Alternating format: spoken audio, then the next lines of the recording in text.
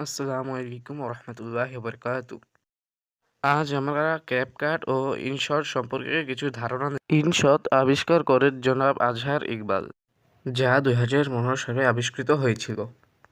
আর অন্যদিকে রয়েছে ক্যাপকাট, যা তৈরি করেন বাইডেন্স কোম্পানি, আর এটি হলো চায়না কোম্পানি।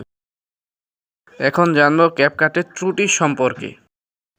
ক্যাপকাটের সবচেয়ে বড় ত্রুটি হলো এটি বাংলা দেখতে পারে না এবং এর ফ্রি ভার্সনে লোগো থাকে, যা একটি বড় ধরনের সমস্যা। আরেকদিকে রয়েছে ইনশট, এটিতে ভালো মানের ব্যাকগ্রাউন্ড মিউজিক পাওয়া যায় না। এখানে ভালো মানের ভয়েস এডিটিং করা যায় না। ক্যাপকাটে মনের মতো ভিডিও এডিটিং এবং কালার এডিটিং করা যায়, পাশাপাশি ভয়েস এডিটিংয়ের জন্য এটি সেরা। এটাতে ভালো মানের ব্যাকগ্রাউন্ড মিউজিক পাওয়া যায়, বলতে গেলে এটি একটি এডিটের জন্য সেরা অ্যাপস। এখন ইনশট সম্পর্কে কিছু জানি। ইনশটের একটি ভালো দিক হলো এর ফ্রি ভার্সনে লোগো রিমুভ করা যায়। ইনশটে অনেক কিছু ফ্রিতে পাওয়া যায়। ক্যাপকাট শর্টস এডিটের জন্য সেরা একটি অ্যাপ। অন্যদিকে ইনশট ব্লগ ভিডিওর জন্য সবচেয়ে সেরা।